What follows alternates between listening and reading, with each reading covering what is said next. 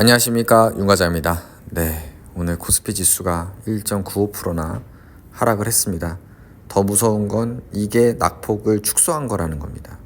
2.45%까지 하락을 했다가 그나마 회복을 한 게 양봉으로 그게 1.95% 하락이고요. 코스닥 같은 경우도 조금 회복을 한 게 1.89% 하락 마감. 네, 이렇게 마감이 됐습니다. 일단 이렇게 하락한 거는 미국이 일단 급락을 했어요. 나스닥은 3%대, 다우존스 S&P도 2%가 넘는 거의 3%에 가까운 하락세를 보였는데요. 어제 이제 FOMC에서 이제 금리 인하를 하기는 했는데 하면서 이제 뭔가 매파적인 또 메시지를 줘가지고 그래서 내년에 금리 인하 횟수가 준다. 그러니까 4번 정도가 아니라 한 2번 정도. 그래서 이제 좀 금리 인하 속도가 줄어들겠다. 이런 매파적인 메시지로 인해서 좀 주가가 어제 미국이 급락을 했습니다. 그래서 내년 금리 인하 전망, 요 점도표라는 게 나오는데요. 요 점도표를 보시면은 지금 이제 2024년 지금 이제 어제 인하를 해가지고 4.5에서 4.25 요 사이에 지금 요 점들이 쭈르르륵 있죠. 이게 의견을 게시한 거고요. 점들이 많은 게 지금 있는 거고 요 내년도 2025년도에 점들이 쭈르르륵 제일 많은 걸 보면은 4.0에서 3.75 정도. 네, 이렇게 볼 수가 있습니다. 그러니까 지금 4.5를 상단으로 보면 2번 인하를 한다고 이제 볼 수가 있고요. 그렇게 되면은 네, 지금 우리가 기대했던 것보다 금리 인하 속도가 빠르지 못하다. 그렇게 해석을 할 수가 있습니다.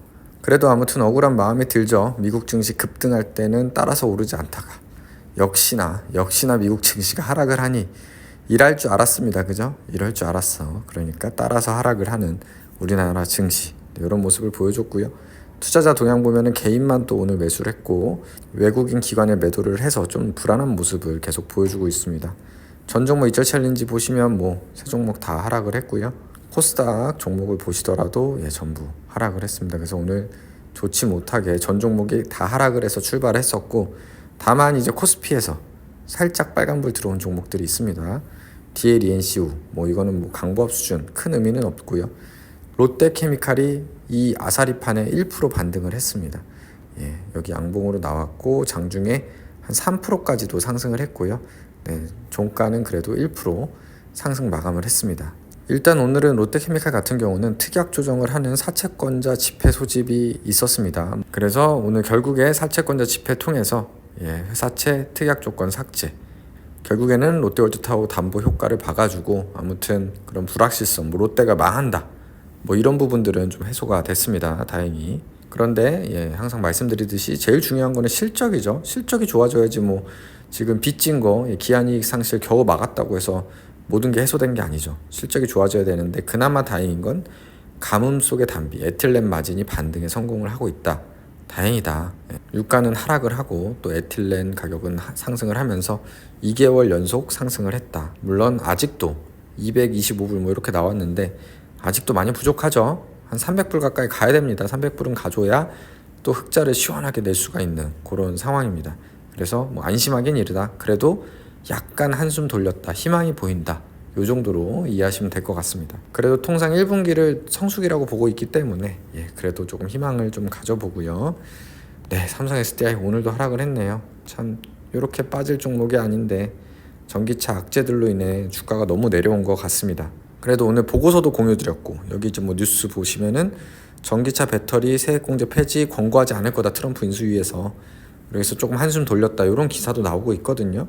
그렇기 때문에 지금 뭐 아무리 좀 악재들이 있다고 하더라도 제 개인적인 마음은 이 보고서의 제목대로 추정치 조정해도 너무 싸다. 너무 싸다.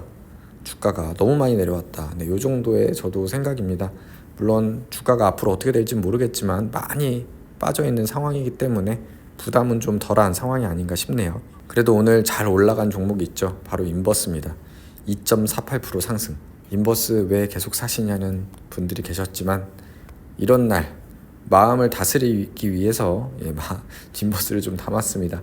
뭐 이걸로 큰 돈 벌긴 힘들겠죠. 뭐 큰 돈을 인버스에 태우기에는 리스크가 너무 크기 때문에 그래도 저는 코스피가 우상향할 거라고 믿고 싶기 때문에 큰 돈을 태울 수는 없지만 그래도 마음의 안정 정도는 찾을 수가 있고 소소한 수익 정도는 기대를 해볼 수가 있습니다. 그래서 장중에는 인버스가 플러스인 적도 있었는데요. 어느덧 본전까지 왔습니다. 마이너스 0.17%. 그래서 인버스 만약 내일 주가가 크게 하락하면 인버스 일부 또 분할 수익 실현하면 되고요.